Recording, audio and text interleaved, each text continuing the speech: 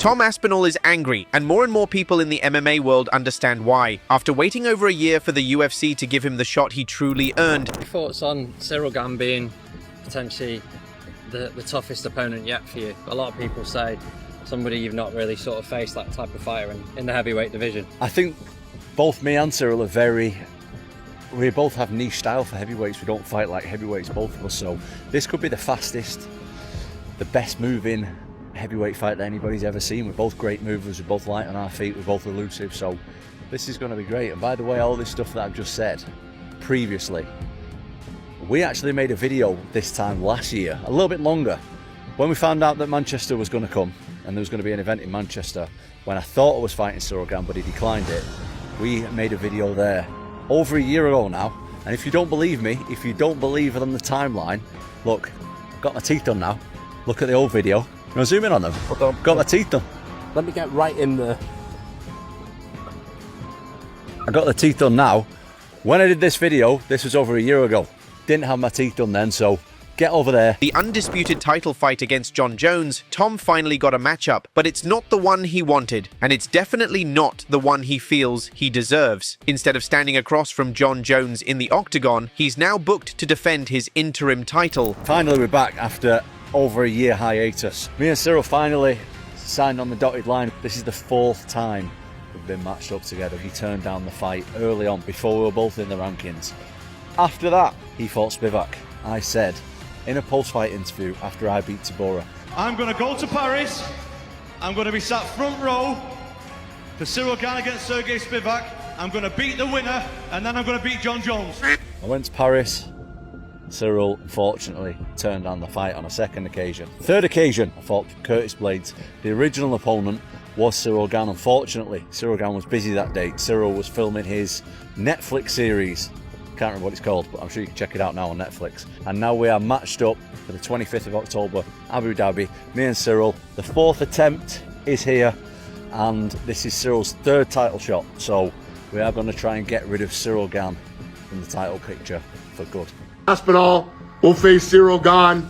Aspinall has 15 wins, and all of them are by finish. Gane is the #1 ranked heavyweight. Now, when you look at the UFC heavyweight rankings, as I say, Tom has beat most of them, and he's beat them in style, and he's knocked them all out. Curtis Blades, Sergey Pavlovich, Alexander Volkov, whoever they are, he's beaten them all up. But Ciryl Gane is a little bit different. Now, of course, Jon Jones beat Ciryl Gane in quick fashion, took him down in the first round, submitted him with a front choke. But Ciryl Gane is the same as Tom Aspinall in terms of athletic ability. When I say that Tom Aspinall is a heavyweight George St. Pierre, that kind of goes to Ciryl Gane as well. The man's gigantic. He's very quick. He's agile. He's light on his feet. He could run any sport on the planet. And he's almost like George St. Pierre and Tom Aspinall in the fact that he's got all those athletic attributes and qualities, but he doesn't have the grappling. That's what cost him against Jon Jones, and that's probably what's going to cost him against Tom Aspinall. You never know, he could clip him. This is a dangerous fight. This is heavyweight MMA, but Tom Aspinall can grapple. We've seen him take people down. He's done jiu-jitsu since he was about 15 years old.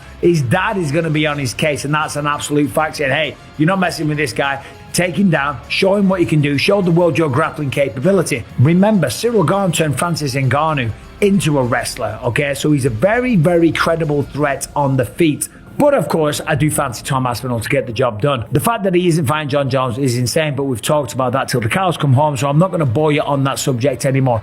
But just you wait. Jon Jones is probably going to pop up on Twitter. Against Ciryl Gane. Ciryl Gane. A fighter that many fans, and even Tom himself, believe hasn't done nearly enough to get this chance. Tom's training footage shows a beast. He looks sharp, explosive, dangerous at every range. But underneath all that power and precision, there's a fighter who's frustrated, rightfully frustrated with how things have played out. He can do everything. That guy's got elite jiu-jitsu. He's got elite takedowns. His striking is outstanding. Like, I've seen a lot of heavyweight, even Francis, who's like the greatest, scariest power striker I've ever seen in the heavyweight division. No one's scarier than Francis. Francis does not move like Tom Aspinall. Tom Aspinall is significantly faster than every other heavyweight. That's a real problem because he's a heavyweight and he's a big guy, a really big guy, but he moves so fast. And so his speed has always been like extraordinary compared to other heavyweights. Like, he just fucking moves in. It's all like fast, explosive movements. So he's got natural speed, but then he's also got a lot of training to execute quickly. So when he moves in, he closes the gap. You can see, like, he's fast for a big guy. Right. I want to see it so bad. John was shitting all over Aspinall, saying that I think that's lucky, a bad way to go. He was lucky that he blew his knee out with Curtis Blades because Curtis was teeing off Doing on well. him. Unless John avoided him, unless John used his wrestling to avoid exchanges, you know what that's all about. Correct. It's called the Shop Shutdown. The Shop Shutdown. They sell a 7-part They did with series on Cyborg. it. Yes. The Stipe fight, which is just like, it's a weird thing. Aspinall's an athlete, man. He's such a good athlete. Freak athlete. Very fast. Very fast for a heavyweight. So fast. Yeah, but we felt the same way about Ciryl Gane. Yeah, but Ciryl Gane doesn't have wrestling, doesn't have jiu-jitsu. Aspinall's like legit on the ground. Very legit on the ground. So legit that his dad owned a jiu-jitsu Yeah. gym. His dad's a black belt. He started doing jiu-jitsu at 2. He didn't ask for special treatment. He didn't complain when he got the interim belt. He stayed ready. He kept training. He kept calling for Jon Jones. But after all that patience, his reward is another interim title defense against a guy who was destroyed by Jon Jones in just over 2 minutes. And that's where the frustration really begins. From Tom's perspective, and a lot of fans agree, Tom Aspinall just retired Jon Jones. Just as he predicted, Tom Aspinall, over a year ago, I think, said, I will retire this man without even having to fight him. He's never going to fight me. And despite all the umming and ahhing and all the fucking pretending that he was going to actually ever get in the cage with Tom Aspinall, Jon Jones has done what we always knew he was going to do. He's tucked tail and ran. Imagine calling yourself a goat and yet behaving like such a duck. I mean, this is like back in the playground. Jon Jones has got a bike.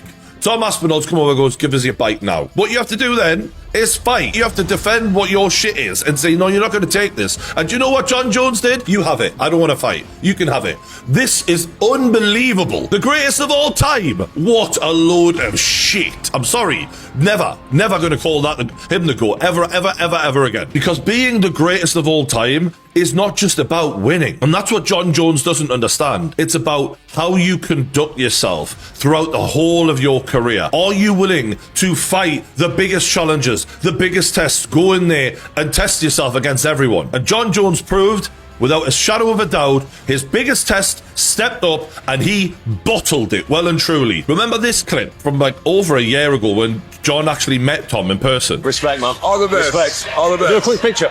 Sure. Yeah? Let's get it. A face-off. No, okay. He wouldn't even face off with Tom Aspinall, let alone get in a cage with him. And after all of the fannying around and waiting for Jon Jones to man up and strap his balls on and defend his heavyweight title, because you've never really earned it. You beat a guy who wasn't even the champion. You beat Stipe. Oh my God, what a farce that fight was. If for whatever reason it falls apart and we never get to see Jon Jones versus Tom Aspinall, the UFC is not to blame.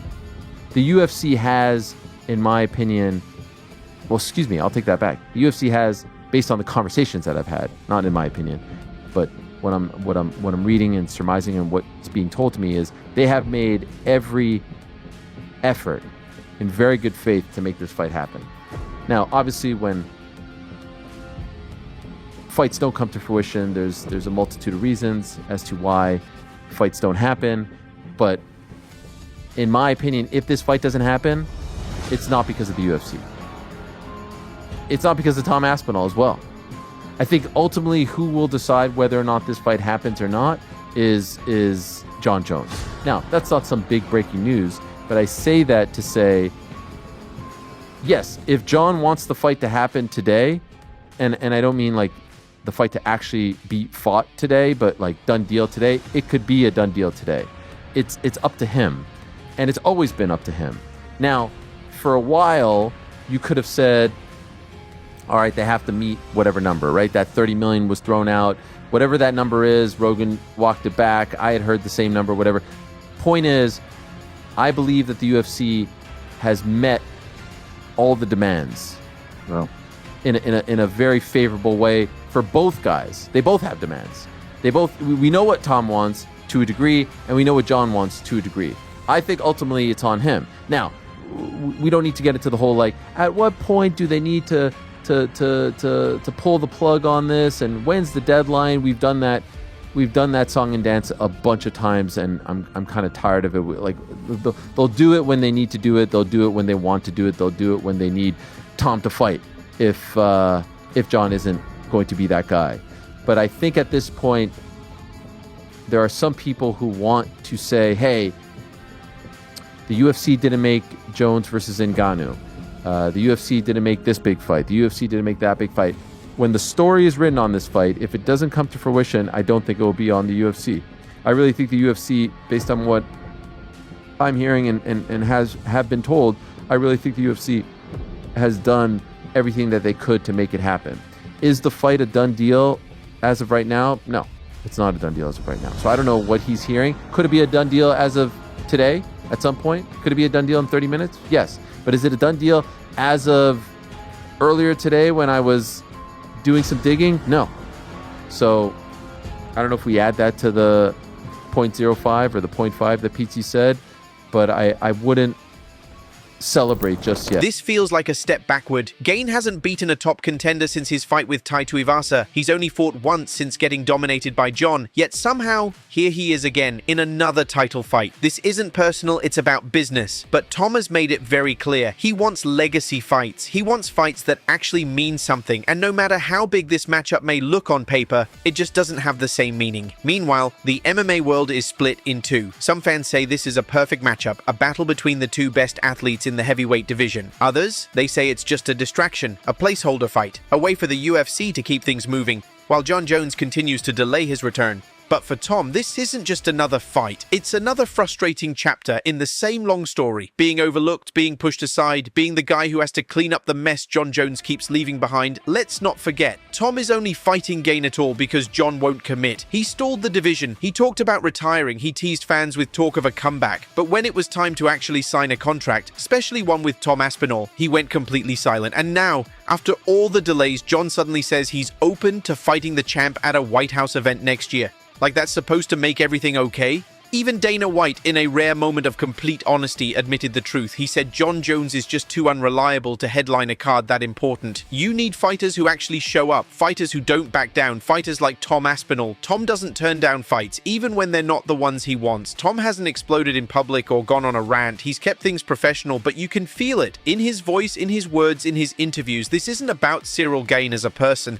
It's about getting tossed into another interim defense. While the guy who's holding the real belt stays out of the spotlight, it's about having your title questioned before your reign even starts. Because the champion who refused to face you still technically holds the belt. Tom Aspinall is fighting for more than a win. He's fighting for respect, for validation, for the right to finally say he is the true heavyweight champion. Because fans won't stay quiet forever. The stakes may not be what Tom wanted, but don't get it twisted. This fight is still dangerous. Gane's striking is world class. His movement, smooth. He knows how to control distance and pace, and that makes him a nightmare in there. But Tom, he's got real power, real speed, and his grappling is seriously underrated. If he puts it all together, this fight could be over quick. And if that happens, if Tom dominates, then the pressure is right back on the UFC. No more protecting Jon Jones, no more waiting. The division needs to move forward. As the fight gets closer, the noise only gets louder. Did Gane really earn this shot? Was Tom robbed of the legacy fight he waited for? And most of all, if Tom wins, and wins big, will Dana White finally give him the fight he's been chasing? One thing's for sure, Tom Aspinall isn't stepping into the cage just to defend a belt. He's stepping in to make a statement.